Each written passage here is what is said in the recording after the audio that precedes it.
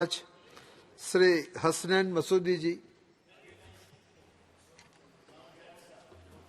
बहुत शुक्रिया जनाब। जनाब, आज बाबा कौम शहरी कश्मीर शेख महमूद अब्दुल्ला का जो मेरी पैदाइश है, पहले मुझे इजाज़त दीजिए कि मैं उनको खराज इज़्ज़त पेश करूँ। जनाब, सरदारी आवाम का हक है, हिंदू मुस्लिम सिख इत्तेहाद और लैंड टू टिलर जैसे स्लोगन उनके हैं। क्योंकि जो आज हम बहस कर रहे हैं कि जो हमारे अभी बेख्तियार तबके से हैं, उनको बाख्तियार बनाने की जो बात हम करते हैं, तो उनको ज़रूर हम याद करेंगे। क्योंकि जो भी जम्मू कश्मीर के लिए सोशल जस्टिस प्रोग्राम को चलाने के लिए जो काम किया, वो तो सारे बरसगीर में उसकी कोई मिसाल नहीं है। जनाब, जब पहले मैं आऊँगा जनाब Jammu Kashmir reservation amendment act.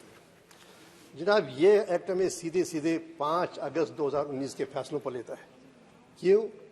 क्योंकि 5 अगस्त 2019 के फैसलों को मार्केट किया गया।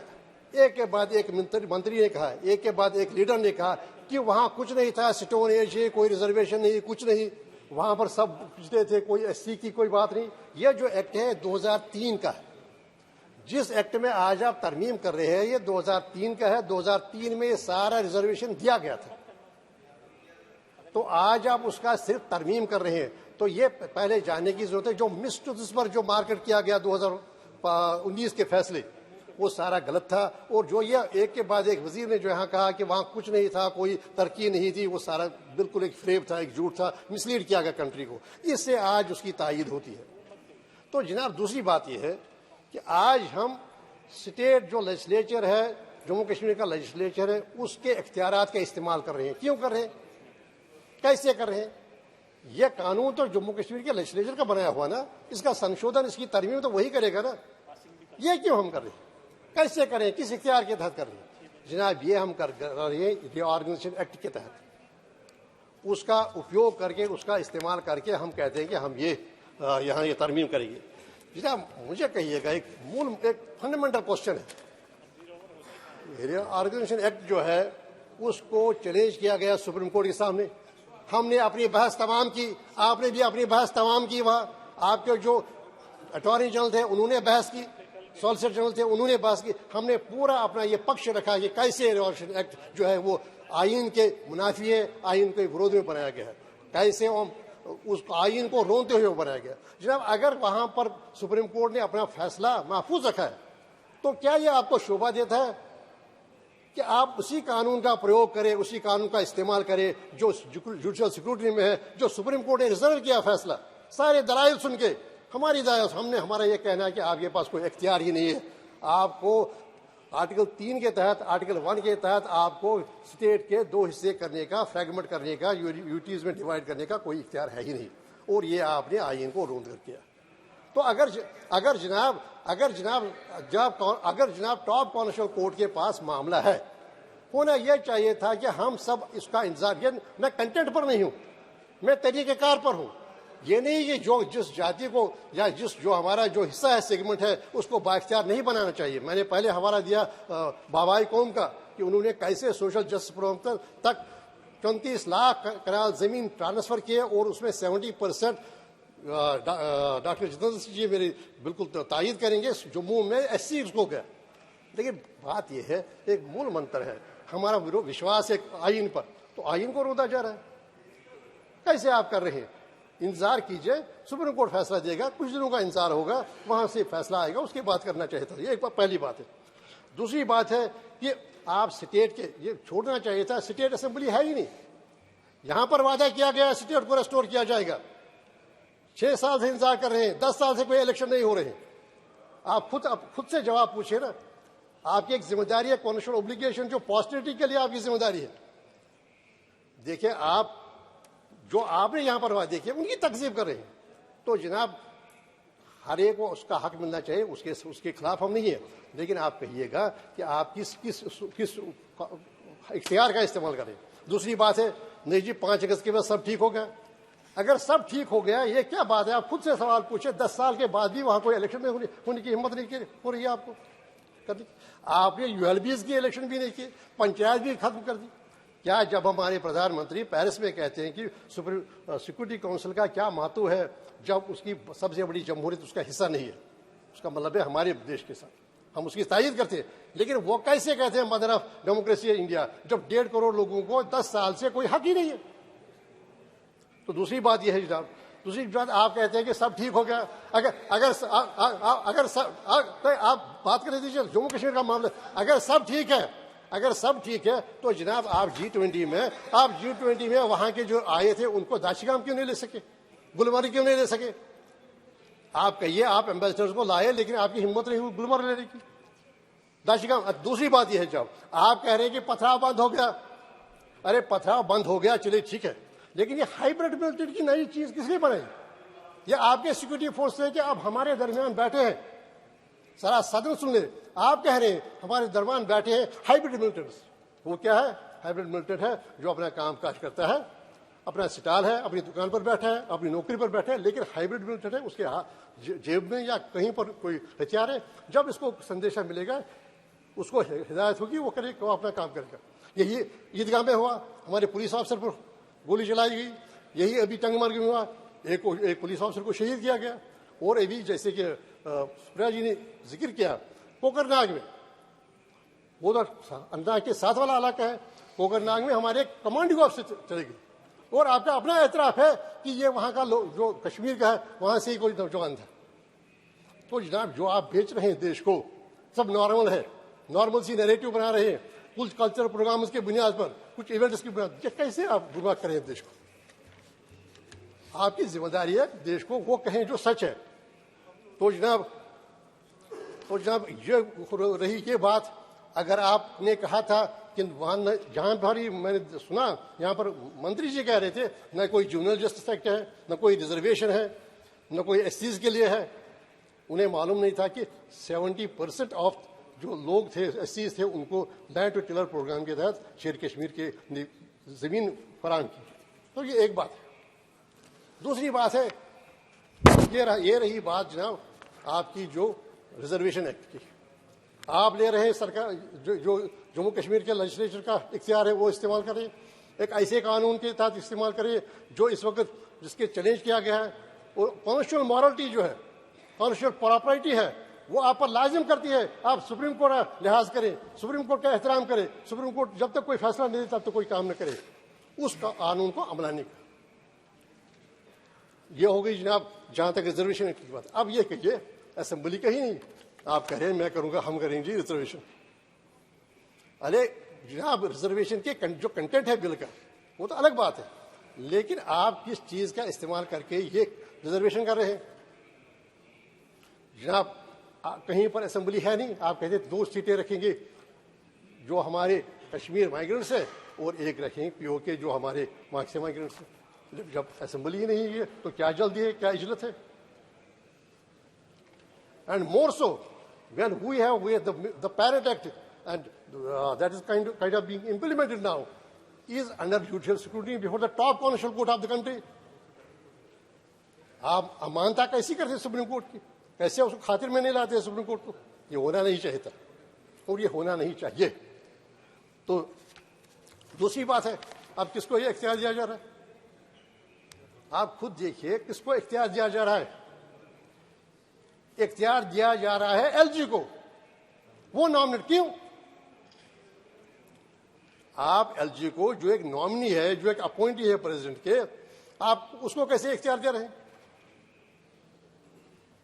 अरे अगर आपने पहले तो मैं फंडामेंटल इसका जो है फंडामेंटल जो है जो बुनियादी है वो बुनियादी में इसको चैलेंज करता हूं। बुनियादी तौर इनके कंटेंट पर नहीं बल्कि इसके तरीकेकार पर जो आप अपनाने जा रहे हैं या अपना रहे, तो उस पर मेरा एतराज है, उस पर मेरा विरोध है। लेकिन आप वो अब मतन पर भी चाहिए। क्यों देंगे एलजी को? एलजी नॉमिनेट करेगा, किसके कहने पर करेगा? खुद अपनी मर्जी है। देखिए हमारा जो है वो इशारे दिखा रहे हैं मुझे, क्या नाम है, ठाकुर साहब कह रहे हैं कि नहीं यहां से आ जाएगा संदेश। यहां से संदेश की बात है, ये तो वहां को जब आप नॉमिनेट करेंगे तो नॉमिनेशन में उनका जो रोल होगा, जो वहां के जो इलेक्टेड चीफ मिनिस्टर होंगे, जब भी स्टेट आप जैसे कि आपने वादा किया है, जब लेजिस्लेचर बनेगा तो वहां का उसके जो वहां पर जो गवर्नमेंट है उसकी रिकमेंडेशन होगा, जैसे हर जगह होता है।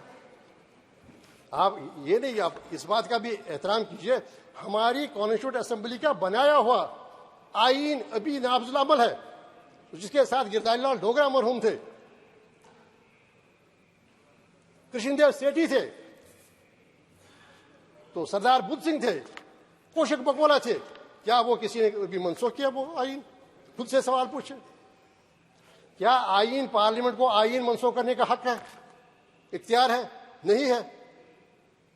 जब बात उठेगी तो उस आईन के तहत भी एक तरीके का अर्थ था कि अगर अनरिप्रेजेंटेड एक सेगमेंट हो तो उसकी कैसे हम उसकी भरपाई करें। और उस आईन को नहीं हुकूमत का, नहीं हमारे जो सदर जमहूरिया उनका इख्तियार है, वो क्यों? वो कॉन्स्टिट्यूएंट पावर है। एक कॉन्स्टिट्यूएंट पावर के एक्सरसाइज में बनाया गया है आईन, और उस आईन में ही लिखा है ये इंटीग्रल पार्ट होगा जम्मू कश्मीर मुल्क का। तो वो आईन किसी ने डिसेबल तो नहीं किया, वो तो वहीं पर मौजूद है, किसी ने एब्रोगेट तो नहीं किया। आपका इख्तियार नहीं था, कैसे एब्रोगेट करते? तो जनाब, जिन वादों पर हमने रिश्ता जोड़ा था मुल्क के साथ, जिन यकीन दहानियों पर हमने जोड़ा था, वो ये था कि आपका एहतराम किया जाएगा, आपकी शिनाख्त का, आपकी कवानीन का, आपका जो इंटरनल जो सिस्टम है उसका एहतराम किया जाएगा। उन्हीं हमने एक महात्मा गांधी के हिंदुस्तान के साथ एक रिश्ता जोड़ा था। यहां पर एक सेकुलरिज्म होगा, सोशलिज्म होगा, और ये मूल मंत्र होगा हमारे समाज का। और जब आप उसी की जवाब कहते कि नहीं, आपने जिसको अपनी उपलब्धि कहा, अपना जो कामयाबी कहा, वही तो हार है। अब मुझे कहिए एक सवाल, हमारी 7 स्टेट से 7 हम कहते हैं नॉर्थ ईस्ट की, वहां पर आपकी पॉलिसी है, वहां पर जो अनसर्टिनिटी है, वो विरोध है, उस विरोध का आप वहां की ऑटोनॉमी स्ट्रेंथन करके आप उसका जवाब दीजिए। होम मिनिस्टर साहब खुद गए वहां और कहा कि मैं उपहार लाया हूं वजीर आजम की तरफ से आपके लिए, मणिपुर को कहा मैं आपके लिए ILP लाया हूं, इनर लाइन परमिट। तो जनाब, ये क्या वजह है कि नॉर्थ ईस्ट को वहां का जो तशद्दुद है, वहां की जो अनसर्टेनिटी है, वहां की जो इंसर्जेंसी है, उसको एड्रेस करने के लिए वहां का जो इंटरनल जो उनकी ऑटोनॉमी है वो मुस्तकम कर रहे हैं आप। मैं नहीं जा सकता हूं नॉर्थ ईस्ट जब तक मुझे परमिट नहीं होगा। अनुराग ठाकुर जी जमीन नहीं खरीद सकते बोडोलैंड में या मणिपुर में, ना मैं खरीद सकता हूं जब तक वहां की इजाजत न हो, नहीं हम नौकरी के लिए वहां दरखास्त दे सकते। वहां अगर आप स्ट्रेंथन कर रहे हैं तो क्या वजह है जम्मू कश्मीर में आप बिल्कुल जम्मू कश्मीर में आप वो तो उसको महरूम ही कर रहे हैं? ये कैसा अप्रोच है? ये कैसा अप्रोच है कि जम्मू कश्मीर में आपकी क्या इसकी क्या वजह है? क्या तनासुब की वजह से, क्या ऐसी और वजह से? अगर आप इस पर आमादा हैं कि हम बोडोलैंड 10,000 स्क्वायर किलोमीटर देंगे, जहां पर आसाम के चीफ मिनिस्टर को जमीन खरीदने का हक नहीं, हम जमीन खरीदने का हक क्यों छीन रहे जम्मू के निवासी से, जम्मू निवासी से, कठवा से, उधमपुर वाले से, रियासी वाले से क्यों छीन रहे? अगर वहां का आप कह रहे हैं मणिपुर वाले में कोई नहीं आएगा जमीन खरीदने के लिए, यहां का हम डिसएम्पावर कर रहे हैं जम्मू वाले को, जम्मू निवासी को, पुंछ वाले को, राजौरी वाले को, जम्मू वाले को, क्यों उसकी रोजी रोटी छीन रहे? तो जनाब, ये सारे मामले जो हैं इनकी तरफ आपको तवज्जो देनी हो जाएगी। सबसे पहले आप देखिए, ये नहीं अफसरशाही नहीं चलेगी। अगर अफसरशाही कामयाब होती तो फिर अफसर सारी मुल्क में चलाइए। आप क्यों जश्न मना रहे हैं 5 रियासतों में अपनी कामयाबी के? वो तो बड़ा अच्छा है, जश्न मनाना आपका सही है, लोगों ने अपना एक वर्डिक्ट दिया, उसको क्यों सेलिब्रेट आप कर रहे हैं? लेकिन जब जम्मू कश्मीर का लोगों की बात आती है, प्लीज कंक्लूड, हमारा ही मामला है ना, तो आप कहते हैं देश का क्राउन है कश्मीर, बात सुनने का सच। तो जनाब, जम्मू कश्मीर में कोई भी इख्तियार क्यों किया जा रहा है? नौकरियां क्यों दी जा रही है जम्मू कश्मीर की? हम तो कुछ नहीं मांग रहे, हम देश का हिस्सा है, हम देश के साथ है, देश के साथ रहे हैं, देश का दिफा किया है। लेकिन जनाब, हमारे भी कुछ हुकूक हैं, हमारे जम्मू के नौजवान के कुछ हुकूक है, कश्मीर के नौजवान के कुछ हुकूक है। तो क्यों आप इस पर बिल्कुल आप इंसिस्ट कर रहे हैं, you are kind of keen that they should be deprived? आप जम्मू कश्मीर को एक लेबॉरेटरी बनाना चाहते हैं, क्यों बनाना चाहते हैं? अब देखिए ये सारे 5 साल के पोस्ट 5 अगस्त 2019 का देखिए वातावरण क्या है। ये खुद है, ये सदन के लिए जो यहाँ के ऑनरेबल मेंबर्स है, इनके लिए एक पैगाम है, आप में हिम्मत नहीं हो रही है इलेक्शन करने, इलेक्शन कराइए। वहां की वो जो भी आएगा वो शपथ लेगा आईन का, लेकिन वो नहीं करा रहे। दूसरी बात यह है कि जो आप नॉर्मल सी नैरेटिव बिल्डअप कर रहे हैं, वो नॉर्मल सी नैरेटिव की बुनियाद कहाँ पर है? तो जनाब जो बार बार आप कहते हैं एक बड़े लीडर का आप नाम दे रहे हैं, सबका उनके लिए एहतराम है, लेकिन मुझे कहिएगा जिस बड़े लीडर का नाम मैंने पहले भी 5 अगस्त को भी उसका नाम लिया था, जिस पर सारा आप उठ खड़े हुए थे, राजनाथ सिंह जी भी और अमित शाह जी भी, और मुझे लगता है और जो पार्लियामेंट्री अफेयर्स मिनिस्टर भी। बात यह है कि देखिए, क्या वो नाम, क्या वो हस्ती शामिल नहीं थी 1947 के फैसलों के साथ? एक बात है, क्या वो 19 अप्रैल 1952 तक नेहरू काबीना का हिस्सा नहीं थे? क्या थे या नहीं थे? क्या 1947 का जो नवंबर 1947 का फैसला था 1970 के बारे में, क्या वो सब सर्वसम्मति से नहीं हुआ था? इत्तेफाक राय से नहीं हुआ था? कंसेंसस से नहीं हुआ था? तो जनाब जिस दिशा में आप जा रहे हैं, ये हमें पिछले 5 सालों में, इसी साल में, अब देखिए सितंबर से शिवराज जी ने अभी यहां पर जिक्र किया, छोटी बात नहीं होती कमांडिंग ऑफिसर कमांडिंग का। मुझे लगता है कि रेगुलर जो वार हुए उसमें भी ऑफिसर कमांडिंग कभी नहीं हुआ। रेगुलर वार में भी ऑफिसर कमांडिंग, एक मेजर, 3 कैप्टन, अभी ये तो पिछले हफ्तों की बात है, एक डीएसपी, एक पुलिस ऑफिसर। तो जनाब बात यह कि जो रास्ता जो आप इख्तियार करें, आप फौरन ही इलेक्शन का ऐलान कीजिए, इलेक्शन कराइए, सुप्रीम कोर्ट का एहतराम कीजिए। जब तक सुप्रीम कोर्ट का वर्डिक्ट नहीं आता है, मुझे लगता है ये बॉर्डर्स ऑन कंटेम्प्ट जो आप अभी ये जो आप यूज कर रहे हैं ना, जब आप यूज कर रहे हैं उस कानून का जो अंडर जुडिशियल सिक्योरिटी है, जो एक अंडर क्लाउड है, सुप्रीम कोर्ट का फैसला भी आना बाकी है, जब आप उस कानून को इस्तेमाल करते हैं, ये सारे जो इंट्रोड्यूस करें, मुझे लगता है कि तब तक उस अपमानता है सुप्रीम कोर्ट की। ये टॉप कॉन्स्टिट्यूशनल कोर्ट है हमारा, हमें फख्र है सुप्रीम कोर्ट पर। हमारे सुप्रीम कोर्ट के फैसले रेफर किए जाते हैं बाकी दुनिया में, लेकिन आप ही उसका अपमान कर रहे हैं। And it borders on that. एक ऐसा कानून जो एडमिट किया फॉर्मल हियरिंग के लिए, जिस पर हियरिंग कंप्लीट की गई, और जो अभी रिजर्व किया, आपके अटॉर्नी जनरल ने अपने मारूजात पेश किए, सॉलिसिटर जनरल ने अपने मारूजात पेश किए, उन्होंने दिफा किया, उन्हें डिफेंड किया, नहीं जी होना चाहिए। हमने कहा नहीं, बिल्कुल गलत है। मैंने जब आप बात यह है कि आप देखिए, आप प्रेम्प्ट कर रहे हैं ना जजमेंट, आप डिसीजन प्रेम्प्ट कर रहे हैं। कैसे? जनाब जब कोई फैसला होगा जो आएगा, अब देखिए, let us assume for a while, कल जो है, let us assume for a while, कल फैसला आ जाएगा रिऑर्गेनाइजेशन एक्ट गलत था, ये रिऑर्गेनाइजेशन एक्ट नहीं होना चाहिए था, आर्टिकल 3 के विरुद्ध में था, जिसमें कहीं जिक्र नहीं है कि आप स्टेट को फ्रेगमेंट कर सकते हैं। ये विरुद्ध था आर्टिकल 1 के, जो कहता है India is union of states. आपने India of union of states, एक स्टेट की शनाख्त ही खत्म की। ये देखा, जैसे एक मोहल्ले में 10 घर हैं, हर एक घर एक मोहल्ला बनाता है, एक हैबिटेशन बनाता है, इसी तरह ये फेडरल सिस्टम है। हर एक ने इकट्ठे करके इसको फेडरल सिस्टम को एक नेशन बनाया। जब हमें जम्मू कश्मीर को आपने फ्रेगमेंट किया, डिवाइड किया, तो क्या उसका मतलब ये नहीं कि हमारी शिनाख्त जो as member of that in terms of article 1, आप तो खुद IAS ऑफिसर रहे फॉर, तो लॉ मिनिस्टर हैं, तो आप कहिए क्या ये जब एक व्यक्ति की, एक कुंबे की, एक फर्द की आप शिनाख्त खत्म करते हैं, क्या वो उल्लंघन नहीं है? क्या वायलेशन नहीं है? क्या ये विरुद्ध नहीं है आर्टिकल 1 के? और जबकि आर्टिकल 3 आपको इख्तियार, यही हमने बहस की सुप्रीम कोर्ट के सामने, और बहस सुनी गई। तो जनाब ये जो आप जो रास्ता आप अपना रहे हैं, डॉक्टर साहब आप थोड़ा सा सब्र कीजिए ना। तो जनाब ये सारा जो आप कर रहे हैं, ये सारा जनाब, इससे कोई मामले सुलझेंगे नहीं। हम देश के साथ हैं, हमें देश के साथ रहने दीजिए। आप हमें देखिए, अभी जिक्र हुआ यहाँ पर पावर क्राइसिस का, हमारे NHPs के साथ हमारे इतने पावर प्रोजेक्ट्स थे जिसमें यह फैसला किया गया था, बूट था, उस एग्रीमेंट का नाम ही था BOOT, बूट। उसका ये मतलब था आप you build and you operate for some time, 25 years, you collect the money, collect the revenue and then give back to the state. आप उसको भी नहीं मारे हैं। आप दूसरों पर अहंकार की बात आ रही है, वो यहाँ अहंकार कम रहा, कहीं और ज्यादा रहा। लेकिन बात यह है कि मैं नहीं मानता, मैं नहीं जानता, ये कैसा बात, ये कैसा अप्रोच, कैसा एटीट्यूड है? तो जनाब मेरी यही है, मैं बहुत धन्यवाद, बहुत शुक्रिया। मुझे कंक्लूड कीजिए बड़े अच्छे तरीके से। तो जनाब आपका बहुत शुक्रिया, आपने मुझे पूरा मौका दिया ये कहने का। ये जनाब भी पड़ी गई 3 महीने से।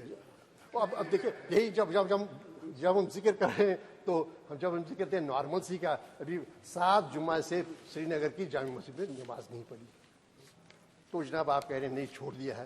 देखिए ये हम, इट इज सेल्फ डिसेप्शन, आप अपने आप को ही गुमराह कर रहे हैं और देश को गुमराह कर रहे हैं। ये नहीं कि हो नहीं सकता है, ठीक हो सकता है। देखिए हम देश के साथ हैं, लेकिन ठीक ये हो सकता है कि कैसे आप एक island Please conclude. Sea of democracy, how can you have Masoodi ji conclude कीजिए। अनसर्टेनिटी। तो जनाब क्योंकि ये हमसे ताल्लुक रखता है, मुझे ये गुजारिश है कि चेयरपर्सन साहब थोड़ा सा इसमें एक फ्लेक्सिबिलिटी का, क्योंकि हमें ही कहना कहूँगा और कहाँ कहेंगे, इस हाउस में नहीं कहूँगा अपनी पीड़ा, तो और कहाँ कहूँगा। तो you will just Thank you. अभी इलेक्ट्रिसिटी की बात कीजिए, अभी हेल्थ केयर की बात कीजिए, सारा जो मैन पावर क्राइसिस सिस्टम में देखिए, चंद एक कल्चरल प्रोग्राम से, स्पोर्ट्स इवेंट से नॉर्मलसी नहीं, you can not build a normalcy narrative just depending on a few cultural events. ये देश, ये मेरा देश, ये हो गया मेरा गाँव, ये हो गया मेरा टाउन, ये बनाइए, रोज रखिए। तो जनाब वो कैसे हो जाएगा।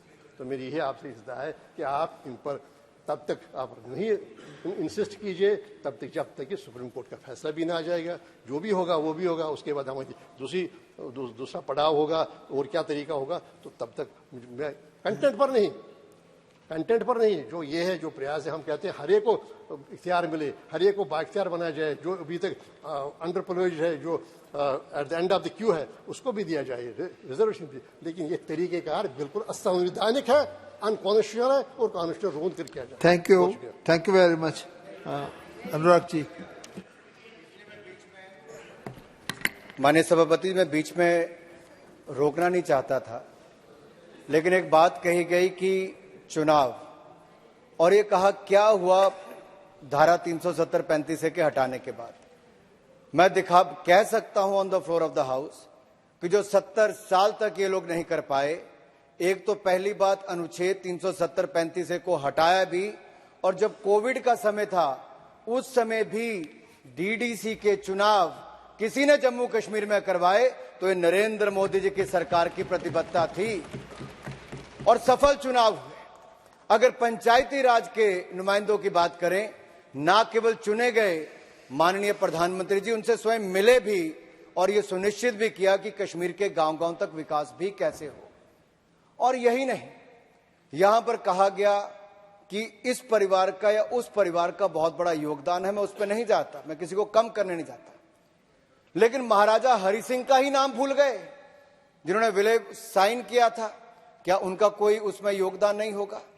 क्या सरदार पटेल जिन्होंने 553 रियासतों को भारत में जोड़कर आज मजबूत भारत की नींव किसी ने रखी है तो सरदार वल्लभ भाई पटेल जी ने रखी थी।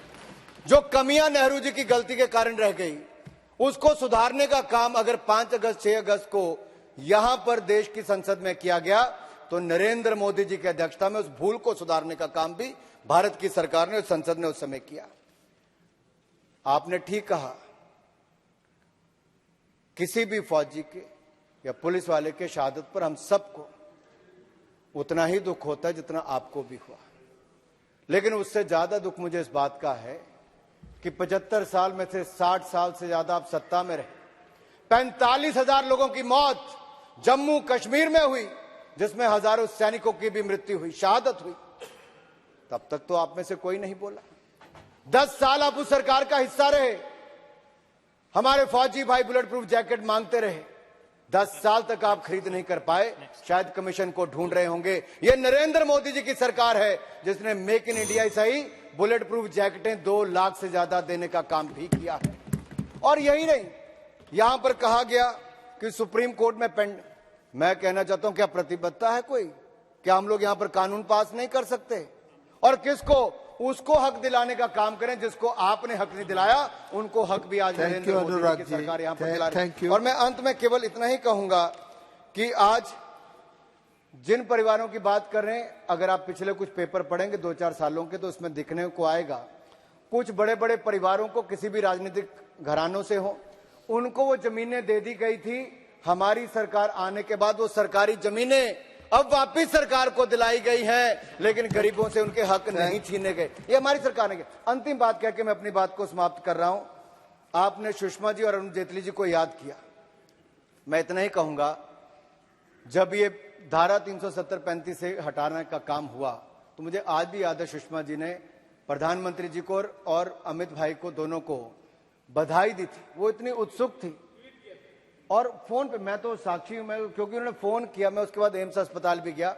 सुषमा जी ने अंतिम समय में भी अपने ये बात कही कि जो डॉक्टर श्यामा प्रसाद मुखर्जी ने उस युवावस्था में अपना मंत्री पद त्याग के ये कहा था, एक देश में 2 संविधान, 2 विधान, 2 प्रधान नहीं चल सकते। आज हमारी सरकार ने मोदी जी के नेतृत्व में उसको पूरा करने का काम किया है सुषमा जी के। श्री जाम्यांग। और अंत में मैं इतना कहूंगा, वही सुषमा जी और वही अरुण जेटली जी ये नेता प्रतिपक्ष थे राज्यसभा के और लोकसभा के, और जब वो तिरंगा झंडा 26 जनवरी को लाल चौक पर फहराने की बात करते थे, तब उस समय किसकी सरकार वहां पर थी? जब 25 जनवरी को मेरे साथ उनको जेल में डाल दिया गया था।